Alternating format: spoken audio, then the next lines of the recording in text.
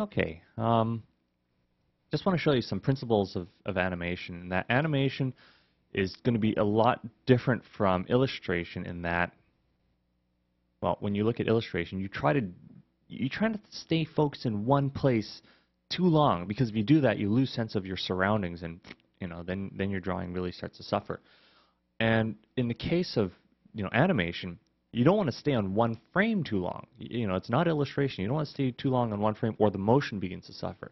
So let me just I don't know. Let's just animate one line. Okay, let's see what happens with one line. There's one frame, and let me turn off the loop on my flip back thing. And here's another line. Okay, with 2 frames, you can make a line jump. It's far, now it's near, far, near, far, near. And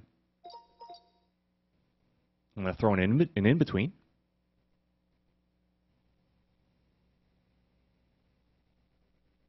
And you already get the feeling that something is kind of racing towards you. So that's the thing, is that this is one of the principles of animation, is that the only way that you can make a good drawing in animation is that if you have to be constantly comparing to other frames. You can't just stay on one frame, because if I stay on one frame, the image becomes flat. It only gives you a sense of dimension when it's in motion. And that's the key thing. That's why you have to flip. So that's 3 lines. Here, let me start over. And I'm going to animate one line again.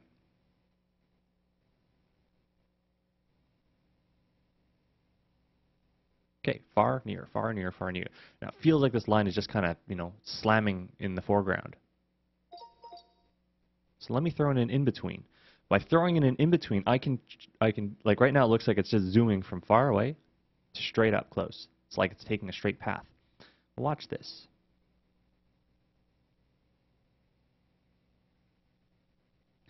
Throw in one frame, and you change the path.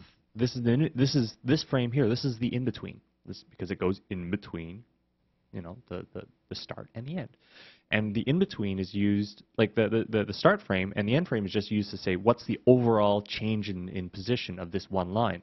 With the in-between, we change the path. We are saying how does it get from point A to B. A to B, the beginning and end is simply to say where it goes. But this in-between is there to say how it gets there.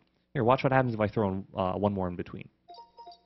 So this is an in-between between 1 and 3, so I'm on 2. 1, 2, 3. So 1, 2, 3, 4. So I've got 4 frames, you can see.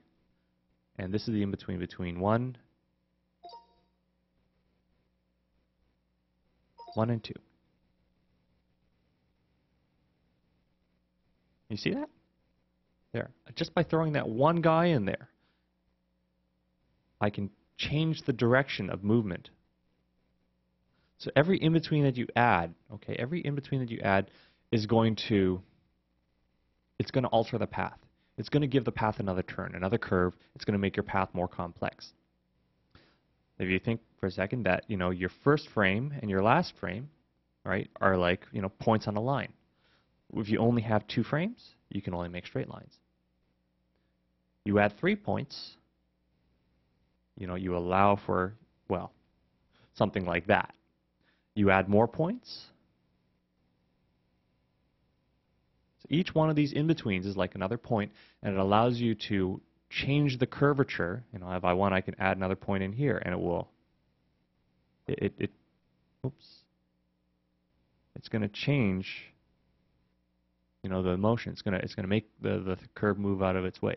So the more in-betweens you have, the more control you have over the path of the movement. But the problem is that with that much more control, the more control you have, the more subtlety you can put into your animation, the more wobbly you can make your animation. And sometimes that's the problem with having too many in-betweens. Trying to smooth things out by throwing in many, many frames actually makes the path a little bit more rickety. It makes the path more wibbly wobbly because you've got that much more control, but it demands that much more concentration.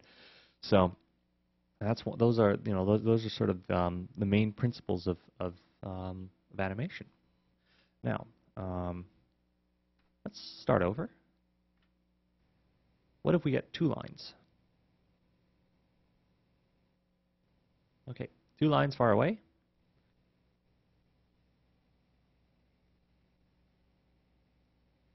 Two lines up close. And already when you see this, you know, by changing the angle of the lines, I can, oops, let me throw it in between.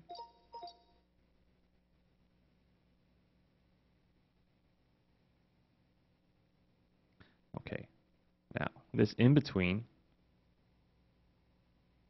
is just there to smooth things out, right? It's simply smoothing things out. I'm just trying to, you know, I'm kind of taking the start of this one, taking the end of that one, and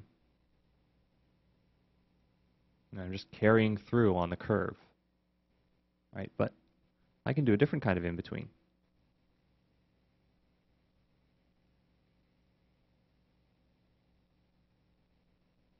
All right, now when you look at this, you can see that the path is really, really changed. Now it looks like this thing is kind of, well, here, let me turn on the light table and you'll really see, you know, it feels like this is what is happening. And by doing this, you know, you can almost create a three-dimensional surface.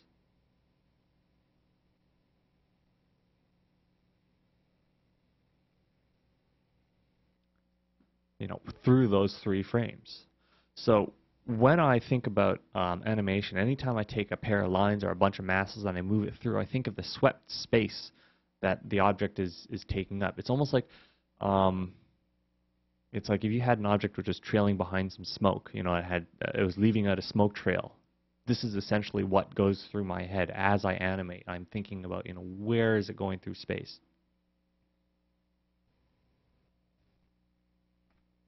But I don't have the light table on all the time. I just turn on the light table, you know, whenever I need to verify, whenever I need to see whether or not my objects are in good alignment. I just use it to check alignment, but I don't use it to figure out my spacing. That's why I do this slipping type animation. Oops.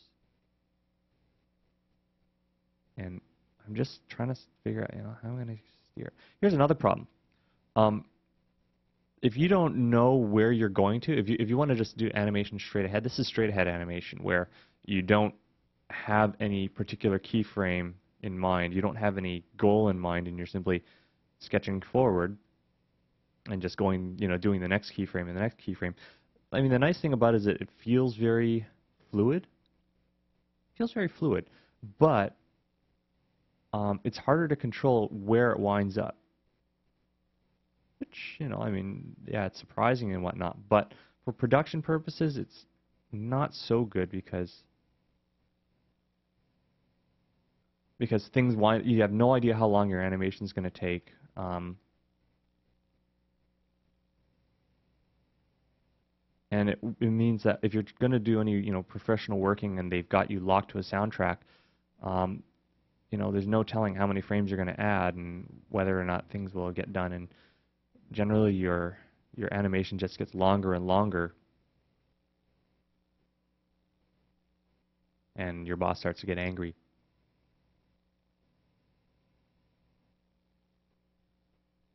So you want to figure out, you know, how can I kind of, how do I get this nice smooth movement with some accuracy and timing?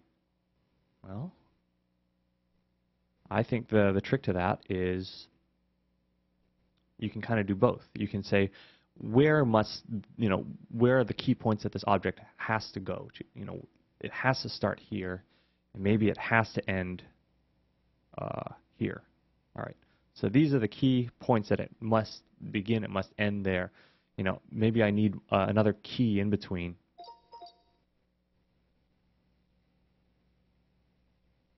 Okay, there. So like that. So what I'm going to do is I'm going to do straight aheads again. Okay, so I'm only going to flip between these 2 frames.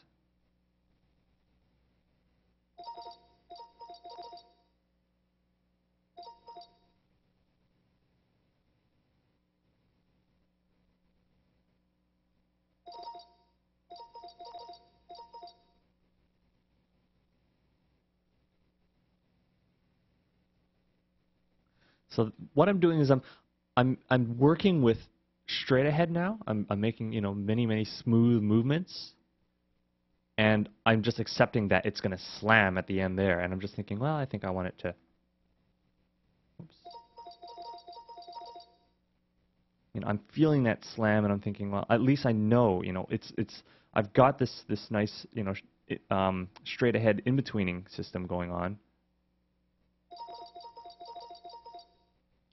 And I can kind of feel, you know, it's like, all right, now I gotta pick things up.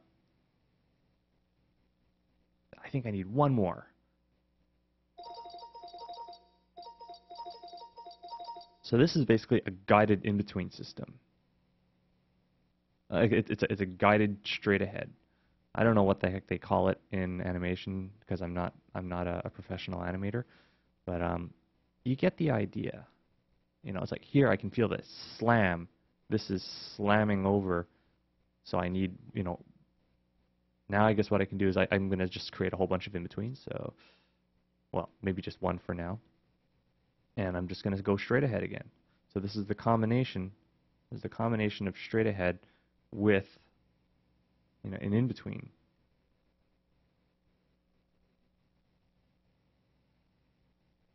Because I feel the slam, and I kind of know where my adjustment.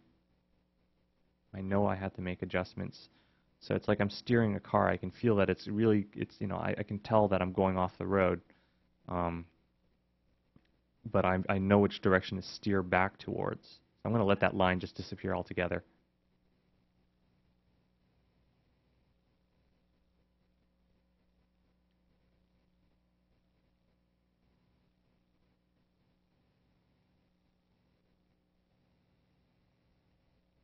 There we are. So I've managed to bridge between the two. And even by having one line, you know, just disappear entirely and come out the other side.